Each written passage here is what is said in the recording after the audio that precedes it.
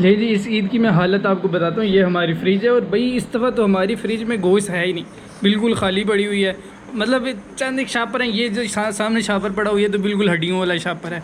ये ऊपर पाए पड़े हुए हैं, पाए के एक दो शापर हैं। ये दुम का दुम पड़ी हुई है, दुम के गोश्त बना हुआ है। इसके पीछे कोई एक दो शापर होगा जो कीमे वाला है।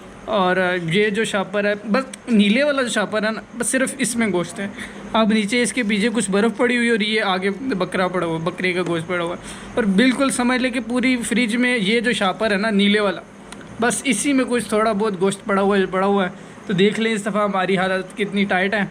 तो बस यही थोड़ा सा गोश्त है, तो काइंडली रब्ता ना करें। Thank you.